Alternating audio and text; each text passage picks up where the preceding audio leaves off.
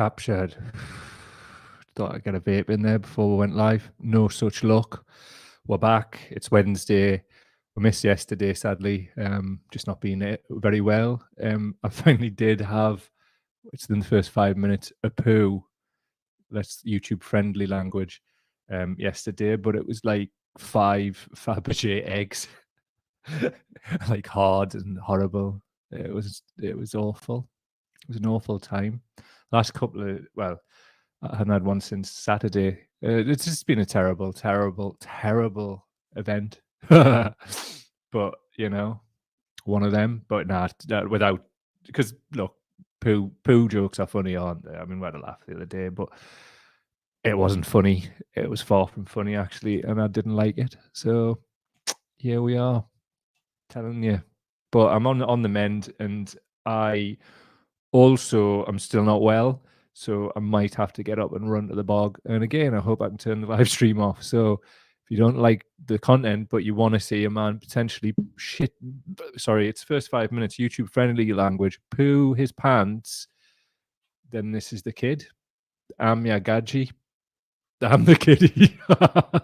Maybe I should need a kiddie's nappy but what you're going to do.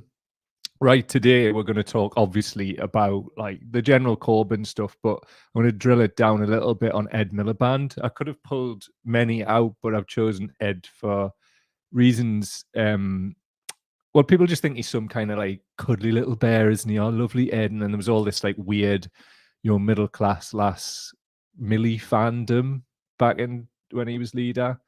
And they were all like, were they pretending to fancy him? It's like this weird sort of thing where like, I don't know if it like the geek thing was like a whole thing.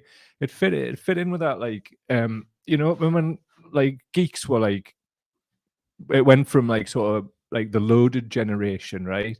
And then it developed into the sort of 2000s, and then it was like geeks were all of a sudden like, oh, I'd love to what we use for sex in the first 5 minutes. I'd love to sex a geek. I'd love to sex up a geek. There was that kid who was in that zombie film. He's just in everything. He's like the American geek film guy. Can't remember his name. Curly hair. You'll know. Yes. Everybody wanted a bit of him. So it's a bit of a mad one, isn't it? Maybe Miliband benefited from that. But we're going to show you the real Ed Miliband today. Oh, yes. What else we got? Obviously, Hope section, belter. Absolutely class. A bit of a follow-up on one of the Hope stories from last week. And also a bit of a tribute to Paul O'Grady, aka Lily Savage, as well. One of our own properly. And I think a lot of people didn't realize or don't know that. So I just wanted to acknowledge it, because when one of our own go, and by one of our own, I mean people who stood tall in 2019, still in the face of everything. Got a market, haven't we? I was absolutely like, read it this morning and I was just like upset. But I'll save it for later in the show, innit? See who's in, who's a boot. I see you, the witchcraftivist, mint name there, nice. Hi, new person, nice to see you in.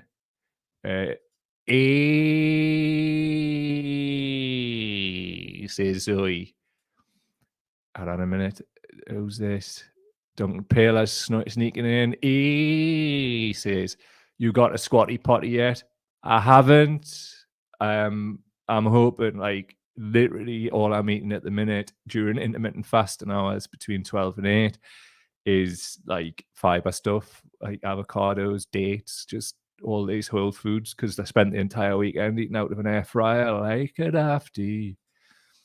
So Jarrett's putting that tortoise up again. Why are you putting a tortoise up? It's got nothing to do with poo. That's turtles. 4 minutes 22. Jacqueline's in. Nice to see you. Hi, I was going to say glad you're better, but obviously speaking too soon. Get better soon. Yeah, defo. I reckon I can hold it down for 30, 40 minutes and then run to the bog. I hope that's how it's going to go. Yesterday was torrid. Mark Kirkwood, nice to see you, pal. It's a shame because he seemed to be a decent energy secretary. Ed Miliband's a rotter. You'll find out in a minute. I mean, it's just incontrovertible when I show you the background and stuff that we know about his dad. And I just, honestly, I was going to say I can't believe it, but I can, because politicians. Zoe again. So many don't realise how much of an activist Paul was. Defo man. MTB Matty, I'm a vegan. Good. Thanks for that. Love it. Was in the house. I up. Hello. Was nice. Nice to see you, man. Ashley Smith. Anyone else's sound cutting out? I hope not. I've got on me soundboard thing down that you can't see. It's all should be working, but if you could let us know, that would be top, because we don't want to talk into a vacuum. My mic's not on mute, so we're all good. Hopefully. So Ashley, I hope you hope it improves for you, mate. Mark's also saying kid stool from IKEA does the trick.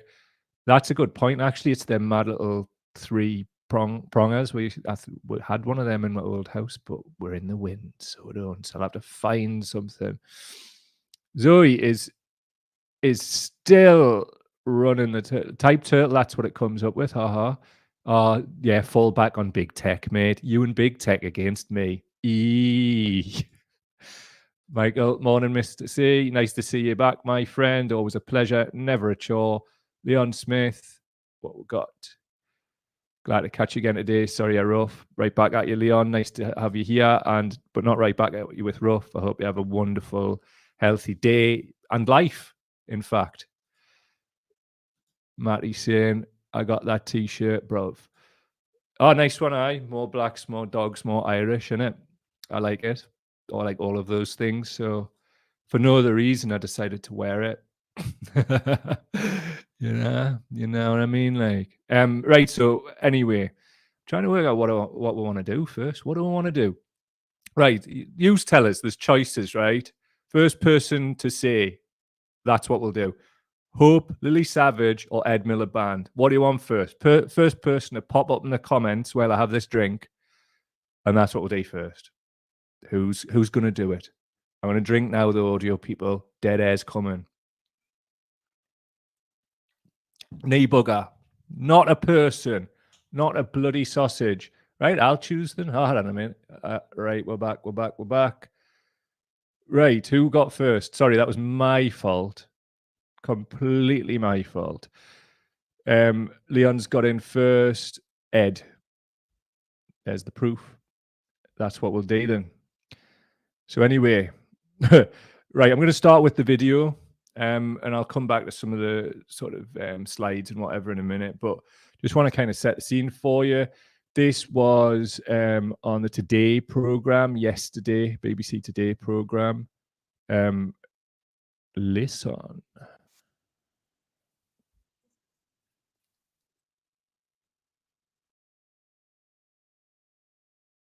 Choosing him as their candidate for the next election? Well, look, I think it's an important constitutional principle. I'm not a member of the National Executive.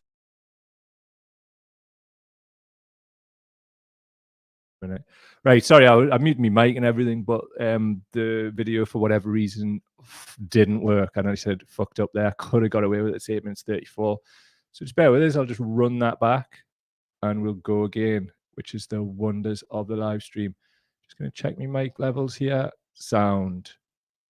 Dancing. On Jeremy Corbyn, is this move, this motion at the NEC today, is it about seeing off any chance of his local Labour Party choosing him as their candidate for the next election? Well, look, I think it's an important constitutional principle. I'm not a member of the National Executive Committee. It operates separately, and that's right. Your that it leader does so is putting this motion to the NEC. I'll come to your question. From the shadow cabinet. So I'm not privy to exactly what goes on in the National Executive, but I don't think there's any mystery, Michelle, about the background to today's discussion at the National Executive Committee. It's about one thing, which is about Jeremy Corbyn's reaction to the EHRC report on anti-Semitism and his refusal to apologize for that reaction. That is the background to this. I don't think there's any mystery about that. Keir Starmer said some weeks ago that he didn't believe Jeremy Corbyn should be a candidate at the election, and that is obviously a decision the National Executive will have to make today. But on Jeremy Corbyn, is this move... Right, shut up now, ease. Right, so that's setting the scene for you there, right? top and bottom of that is you've got your man Ed Miliband, former leader of the Labour Party, by the way. We'll come into this in a minute and we'll unpick why this is bad. Because I get a lot of people just didn't have the time. You don't have the time for this, and that's why we're here. As you saw on the screen, if you want to support this work, patreon.com/Cow Daily, patreon.com/Cow Daily, link in the description for the PayPal, for the one-off donations. Love yous. Ed Miliband, right? Check this. So we've heard what he's just said there, Today programme yesterday. He's saying it's about anti-Semitism and that's the background to it and blah, blah, blah. Why am I showing you this? What's on screen for audio people? 2005, Tony Blair's head, 35.2% of the vote. 2010, Gordon Brown, 29%. Ed Miliband, that's Ed Miliband, 2015, 30.4% of the vote. Just under the 1.4%. There's your man, Jeremy Corbyn, 2017, 40.1% of the vote. Unbelievable. I mean, we've drilled down on what that actually meant beyond all the lies and the smears many times. So go and listen to old shows. There's if you want to know more about this, there's a great folder, if I do say so myself, on the Cow Daily YouTube channel. That's youtube.com/Cow Daily, called Should I Vote for Labour? Spoiler alert, no, but there's loads of evidence reasons why. This is Jeremy Corbyn from October the 1st, 2013 at 22:55 at night. He should have been in bed. Get to bed. What he's saying is, defended Ralph Miliband and his legacy on BBC News. Quite disgusting attack by Daily Mail. I'm going to show you that now, right? Trust me, this will all start to make sense if you're not on it yet. But I need to set the background, don't I? Like, factual. Check this. Corresponding Society, a group formed by Ralph Miliband in the 1980s. Thank you very much for coming along to talk to us. Were you surprised by this Daily Mail article, and what do you make of the timing of it? Astonished. I mean, the idea that you could attack somebody because of their father's views, who is already dead, and then use such ludicrous language such as he hated Britain, was an enemy of Britain and all this stuff. I mean, come on. Ralph Miliband was a refugee, came to Britain, made it his home, studied at Acton Technical College, went to university and achieved an incredible academic career, and went in the Royal Navy, risked his life, survived happily, and then to be denounced in these lurid terms is appalling, but also the timing is interesting, and I think it's backfired badly on the Daily Mail and the writer, because people will see through this very, very quickly for what it is, a cheap attack on somebody's father. And now, I am a great admirer of Ralph Miliband, and I think his views were brilliant, and I think he's somebody that should be listened to very carefully. That is an example of something called solidarity. And there's a lot of these mugs in the left, and they're all like, comrade, solidarity, yeah, and all this fucking bollocks. 13 minutes, we're good with the fucking here. So the top and bottom of it is, right, these type of people, and I've said this like forever. Like I was experiencing this when I was 20, getting involved in the movement. The looking down on the nose because you've got a working class accent and just all that general shite like that. But the talk about solidarity, the bandy those words around like liberally left and right, and they don't know what that word means, do they? There's a hell of a lot of notable people have said nothing since yesterday. Nothing. Not a thing.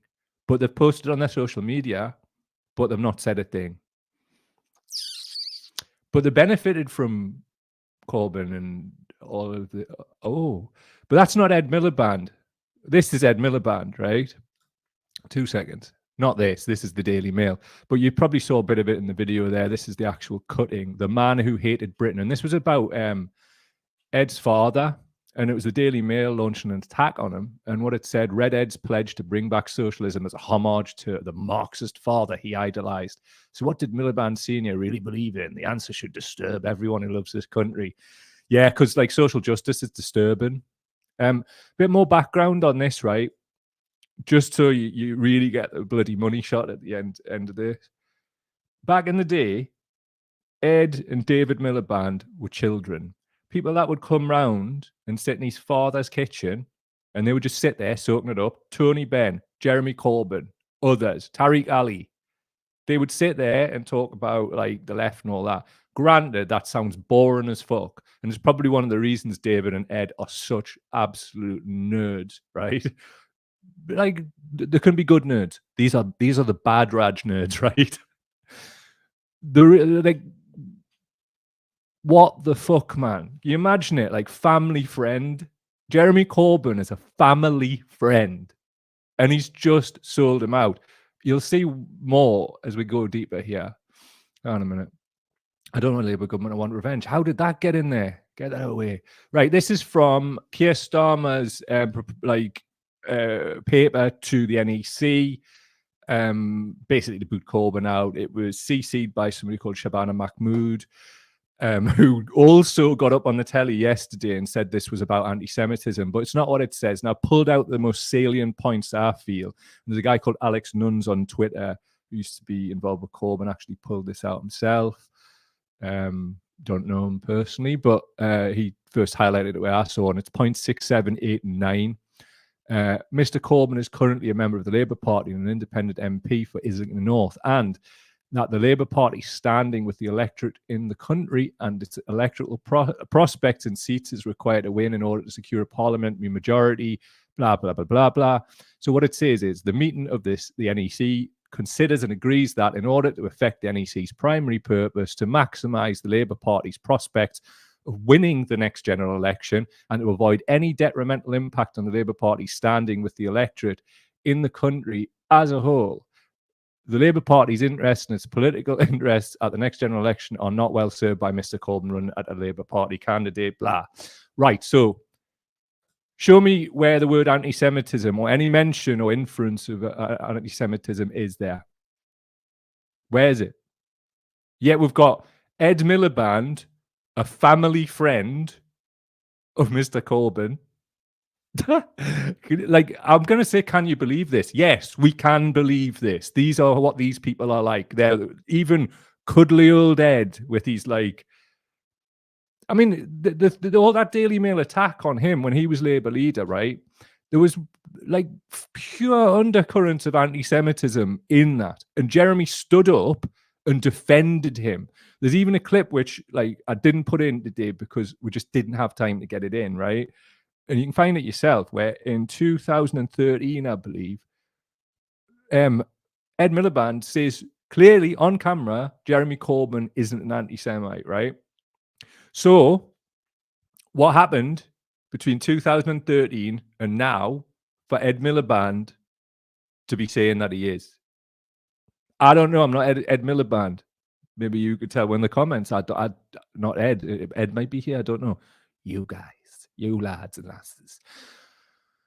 So I'm adding some more. Right, this is from Ben Sellers, and something that I wanted to point out, and what he says is some of the most insightful on the left harbour anger towards Jeremy Corbyn around a refusal to fight to defend himself in our movement. I'd be one of them people. One of many, actually. I don't think there's many people saying it publicly, though. All I would say is that remember that everyone is human and all of us make mistakes. True. And the pressures of leadership are immense. He's a good guy. Definitely. There are bigger lessons to learn, less about Jeremy himself than about the way the leadership was constructed and the advice he was given by a group that gathered around him. Alternatively, too soft, politically and tactically naive. Much of it went against his better instinct. I believe Ben was there for a lot of this anyway, so you would have seen it firsthand. He absolutely outed somebody from the JMB who benefited from Corbyn and voted to boot him out of standing yesterday. So fair play to you. I like that shit. Revenge. So the top and bottom of it is, right, these people clearly are not to be trusted in any way, shape or form whatsoever. Do you really want people like, I don't know, this? Yvette Cooper, back then, she was doing this with Miliband as well. It was that election campaign. She's standing there holding a mug. No, it's not her husband, Ed Balls. It says controls on immigration. I'm voting Labour. These people are right back amongst it. She's on the stop the boats thing. You want them? Is that who we're doing now, is it? Bollocks. The top of it is, right, hear me now. I wrote a little bit about this morning, and it's just evidentially true. All these stop the Tories people, right? If you want to do that, you've got to stop the Labour Party, the Lib Dems, and the Conservative Party, because what you're really saying is stop the establishment. And if you put any of those other two that aren't the Conservative Party in, you're not stopping nothing. You're probably, you're stopping some things probably for you. But like, as I keep saying, and I will continue to say, everybody living in poverty who are failed by these duplicitous mugs that you're co-signing is not okay. So if you're okay with an even bigger gap between you and your middle class ass and everybody else down here, you vote for them people. Hate me all you want. Evidentially correct. You might dislike me, my personality. You wouldn't be the first. But evidence is what it's about. It's not about me. So if you want to stop these Tories that you keep talking about, well, have a look in actually what you're saying, because I'm just saying a lot of lazy bastards giving me shit, and you've got nothing but abuse. So have some back. Fuck you. Just one of the other things I want to point out about these people. You want this person, by the way, big up Matt Kennard. He's a journalist for Declassified UK. He's one of the best journalists in the country, one of the only ones as well. And Declassified are one of the best outlets, pure balls. What he says here is Sir Keir Starmer has left the Trilateral Commission according to the membership list from last year. It was founded by billionaire banker David Rockefeller, who was close to CIA at the time in 1973. Members generally leave before they start in government. I haven't got time to do a deeper dive on who else has been in the Trilateral Commission, but it's all out there.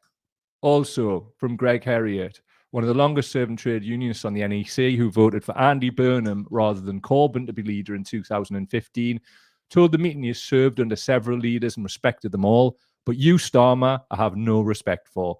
Wish I was there. Starmer was sat only a few seats away. And this is the energy, right? This, wherever we are, wherever we encounter these people, we don't have to do this cult of civility thing, because that is what they trade on. You've seen this whole middle class bollocks, right? See, when Corbyn was being doorstepped yesterday, again, all day, they're running this on him again, where the media just hound him. Send a young reporter out trying to make a name for themselves, like badgering him with a microphone. And this cult of civility, he's leaning in, like, after she's badgering him, going, do you mind? Do you mind? And these horror bags, right? Especially like, so this Stadlin and that other centre, like, well, no, I'm not calling them that anymore. Other right-wing Labour journalist who looks like a vampire, who basically wants to be Tony Blair's cock by the way he goes on. They've come out and they're all like, this is outrageous, like you do it to a woman, and cracking on like he, Corbyn, is some kind of like ag merchant. This is that cry bully shit that we talk about all the time. Somebody gets bullied, they clap back, and it's like, see, he clapped back. And you know what it is on a personal level? One of the reasons I've never done that for certain things is because of that. You just feed that, and horror bags just twist it up, especially when, you know, you can get aggy, because I can. So I decided I didn't want to do that. Gutted. But that doesn't mean it's over. Anyway, carrying on. One more. I think we've got another one. Do we? The black square. Where's the other one? Where have you gone? That's not there. Never mind. One of them. I'm doing well not needing a poo here. So I'll have a look at some comments, see what you got to say, and we'll take it out from there, because quite frankly, I'm pissed right off with these people. Not the Commons people, but the Labour people. Right. Let's have a look. Right, 2 seconds. Come on, StreamYard. There's just a lot of comments, so it glitches a bit. Michael Dines is saying, I'm very choosy today who I'm in solidarity with. I'm certainly not in solidarity with Labour supporters. Same. Line's been drawn now, man. We're not on the same side. I'm not, like, with you. You're not with us. Like, done. See ya. Line drawn. If you're still kicking about, trying to cape for a right-wing party who wants to bully asylum seekers, bully an absolutely lovely man, then we're not on the same side. And it's about time people grew a set of bollocks and just were like, fuck you. If you're going to fucking be party to this and tacitly wave this through, fuck you. So anyway, a couple more comments and we'll get through the rest. Dude can have a copy of that meme. Which one? And of course, yes, yeah, you definitely can.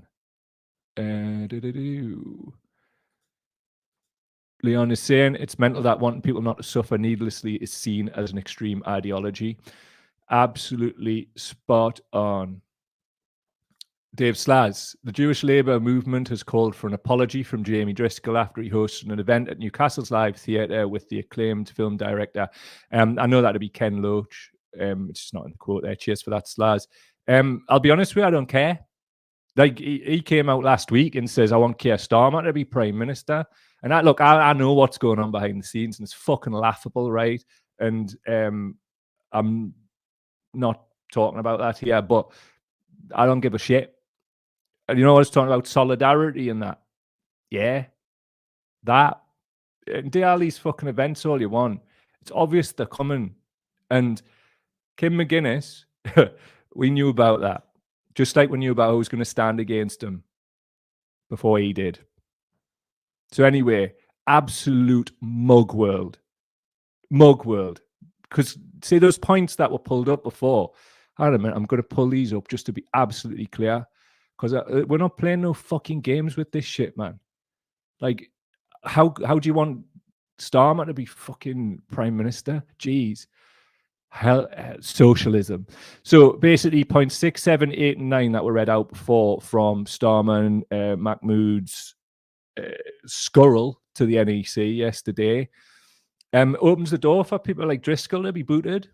It was bloody obvious it was going to come. There's no mention of anti-Semitism, what it's about, because he's always painted as the last sort of surviving Corbynist in power and whatever, which, by the fucking way, he wouldn't have got in without Jeremy. So where's the solidarity, yeah? I don't care.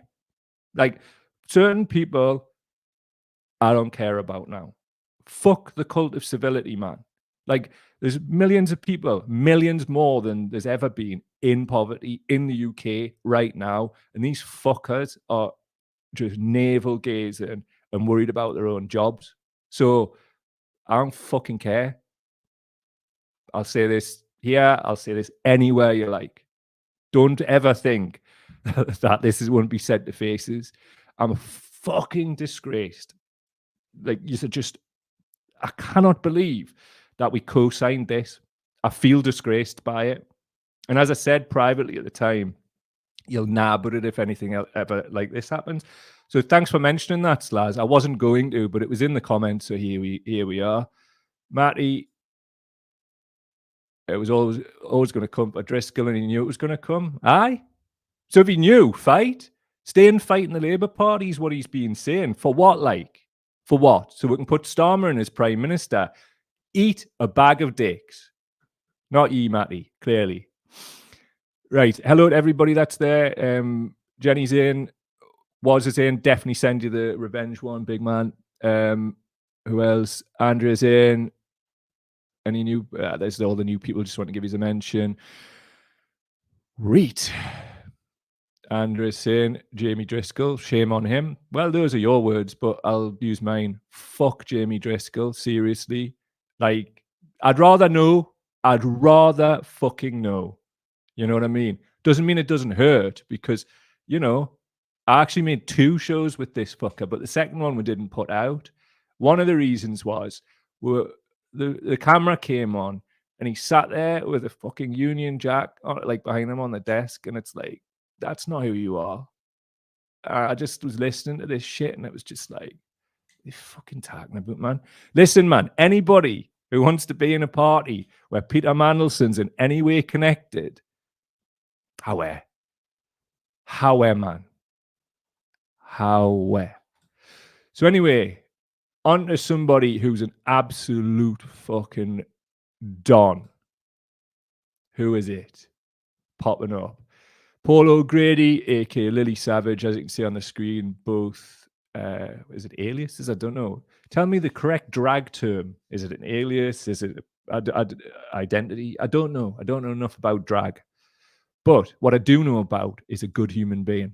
Look at this, man. So what a life led. Back when the Met stormed into the RVT, that's the Met Police, for it being a gay bar, all wearing rubber gloves to protect themselves during the HIV crisis. Paul O'Grady was on stage as Lily, immediately quipped, "Looks like we have help with the washing up." Absolute belter, man. Matthew Todd on Twitter, in shock from the backstreet gay bars to wartime sweetheart during the worst of AIDS, all the way to Battersea Dogs Home via Buckingham Palace. Never less than 100% authentic and completely himself. There's never been anyone like Paul. Thank you for everything. Totally. I mean, from my perspective, right, I don't really watch TV and all of that, but my mum keeps us abreast with decent people, and she would always tell us about, oh, like, look at him with the dogs. He's lovely, him, and you know, what a like great person, and da-da-da. And that's the thing, like, you know, people don't care about like the identity side of it, like, and people shouldn't. And that's one of the things that like really upsets me about like this. I mean, I know he's a drag queen, but and all of that, but it's the fucking trans debate and all that, man. We've got more in common than we've not. And Jesus, man, I've got more in common with like the likes of like Paul O'Grady than I've got in common with most other people. Like, it's not a case of, oh, well, I just don't see the sexuality and all that. I'm just not bothered. Like, I've got friends, like I'm legitimately not caring. I just care about the content of people's character, man. And properly upset me this morning saying this, because like there's so many people like melted off after 2017's election. It was all like cool to be with Corbyn and that. But Paul O'Grady never did at all, in fact. And like, things like that are meaningful to me, you know, because it's really hard to speak the truth in a world of lies, and especially when you're in a position like Paul O'Grady was, and we saw so many people melt off on this. And I just love the fact that like this person like stood tall and throughout. And yeah, I'm getting upset. And why am I getting upset? I don't even know this person, but you get what I'm saying. It's like, it's just a beautiful thing, isn't it? When people like show bollocks and show like determination and to do what's right and don't forget where they're from. And I think that's beautiful. You know, I think like people standing up in the face of like real like attacks and just like, you know, could ruin your life. Fuck it. Paul O'Grady, Lily Savage, 2 fingers to that one, and it's just a beautiful thing, man. What a beautiful person. So it says here, Tom on Twitter, as Lily Savage in the 80s and 90s, Paul O'Grady was a really important performer and activist in the fight against AIDS and inadequate AIDS healthcare. Lily Savage did numerous benefit gigs that most people will never know about, including 2 in Belfast, Drag Queens for Life, indeed. Throughout his career, he was famously outspoken about the neglect of care workers, austerity, and the Tory party. He made headlines when he said he wanted to see David Cameron and George Osborne's heads on spikes on Tower Bridge over austerity cuts, and revealed that he quit his talk show because celebrities were so dull. They were like relatives you felt obliged to visit. What a dude, man. Last word from Barry Vallely on our Facebook page. My wife met him a few weeks ago at an event and he didn't shut up about it. She gets to meet quite a few celebs, but immediately said that he was something else. It was quite a crowded event. She said that he made it like there was only 2 people there, and he made her feel like she was the most important thing to him. Pretty special gift to have and a massive loss. And this is exactly what it is, isn't it? It's like, it's about like people's heart and the purity of heart, and how the world seems to be like set up to destroy people like that. But the thing is, with Paul O'Grady, Lily Savage, there's a hard bastard in there as well. You can be both. You can be compassionate, kind, and wise, but you can also be hard as fuck. And that was a Lily Savage. And I'm getting upset, and I don't even know this person. It feels like we really lost a good one, and that's one lost from our side, innit? Jesus. Imagine that, crying about a drag queen. Bloody hell. Yeah, just dogs as well, man. Jesus, I'm bloody trying to cry. Dogs. just anybody who loves dogs. And look, dogs don't lie. Forget about what all of the humans are saying about this person. Dogs will not lie to you. Well, apart from when they're like doing naughty shit, but like, you know, I assist them, they're like kids. Rest in power, Lily Savage, aka Paul O'Grady. And you know what it is? If we want to represent and honor that person's legacy, be more like Lily Savage, innit? So anyway, a couple of comments and we're bouncing it. But I'll do some hope. Jez, he was one of us, a genuine, definitely. Jacqueline Hemmons, Native Americans believe that trans people are two-spirit people and they're very revered and respected. Definitely, mate. And back in the day, we interviewed somebody called Jaya Salua, who was a star of a documentary about the American Samoa football team, who's also two-spirited in Polynesian cultures. They feel the same. It's just a third gender. It's not seen as anything weird like in Western culture. And I think that's a beautiful thing, isn't it? Not encumbered by all the baggage of this fake culture war that is using women and trans people against each other, so we won't look up and we won't go after the people who are funding that shit. And that's what this is really about, innit? And one of the most radical acts we can do is honor everybody who's a sound person. That's the yardstick, man. It's not like how you dress, what you look like, what you project out. It's what you are inside. Like, this is just a vehicle for what we are inside. And if we can put out that positive energy into the world, like your Lily Savages and others, then Jesus, man, we will change it. Like, just what I want to get across today is this: is the time for sitting in the ashes of 2019 is done, man. Well, it's over. We need to reignite any embers left in that and go again. Or better still, just start a new fire. Not literally, I mean, you know, it's not YouTube friendly for a start to be saying that. But nah, let's do it, man. MTB Matty, real Brares will shed tears for a lost life. I appreciate that, man. And especially you coming from Chester P, one of your friends, but also one of the, in my mind, greatest wordsmiths in any genre in UK history. So check out Chester P. Appreciate that, dude. Thank you. I hope Chester's doing good as well.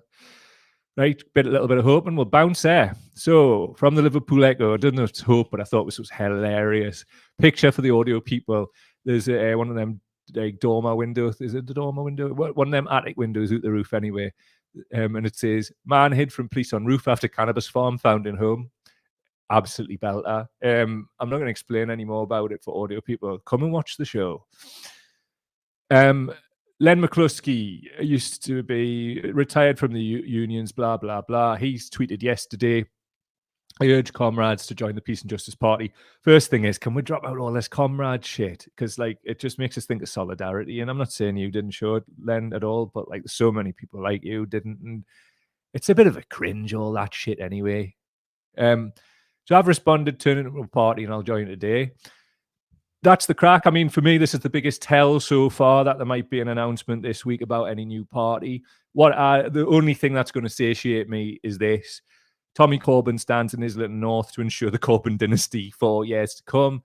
And Corbyn stands against Starmer in Holborn and St. Pancras. You can only satiate the beast inside me. Simple as that. By doing that. But I will get behind a new party and I'll join on day one. True bloody story. Just to follow up, you remember that footballer last week who played for Luton Town? They were playing Sunderland, and he noticed that the Sunderland mascot, he was told by the mother, I think, that the little lad lives with autism. So he's done a follow-up as well, and he sent the lad a shirt. He's there smiling his head off on the right picture there. And it says, after meeting last week at the Stadium of Light, Fred Onyedima has sent Jack a signed Luton Town shirt. And he's a little note here to Jack. It was lovely to meet you at the game on Saturday. I hope you enjoyed your day. Just remember, keep being who you are and supporting your team. I hope you like your shirt. Take care, Fred. I thought I'd got rid of the Lily Savage upset, but stuff like that. Beautiful man. What a beautiful and lovely man. One of the things as well here, right? We live in a society that loves feel-good stories about people coming together to help members of their community that are in need. True, we all say it. It's all clap, clap, clap. Nice one. But we scoff at the idea of building a system based on that very same concept. Why have I put this in Hope? Because we now know who our friends are and who aren't. We can do that Buckminster Fuller thing now and build a system that makes the current one obsolete without these people. We don't have to mess with them. Certain tactics we will use, like voting, but there's a really good time on here, man. I'm really starting to see that things are changing and things are getting better.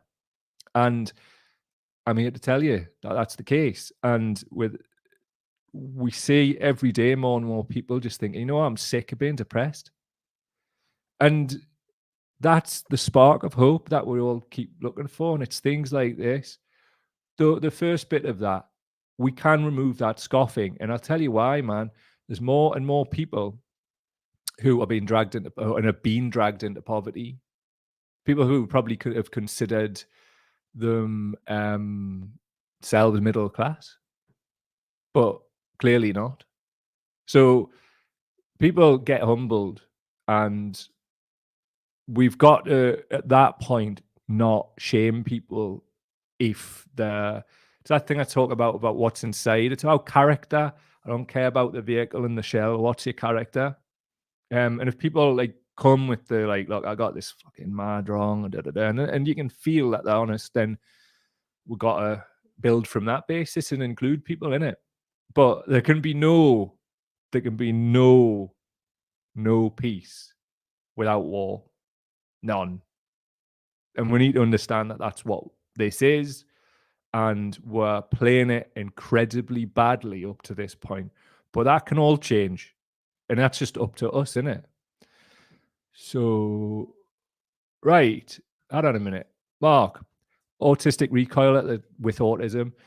Dude, I haven't got a clue. And firstly, I'm not trying to offend nobody. But obviously, please see what's inside. I might not get the terms right, and I'm definitely not going to get them right getting up on here every day, but please see what's inside. And I apologize if that's not the right term, but please, if you're going to say that, the next bit needs to be the correct term with love and educators, because that's what I'm talking about. This is a case in point. I feel shamed, and I shouldn't be, because I'm trying to do a good thing. So do you understand? Like reciprocation, I'd love it. So yeah, man.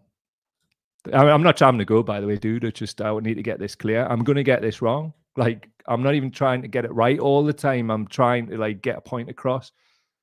Oh, Mark's saying I know, hence the wink. I understand, but educators, man, I want to know what the term is. Autistic, I've got at the bottom, right? So autistic is the term, is all. Beautiful, dude. Thank you. Really appreciate the education, man. What we got?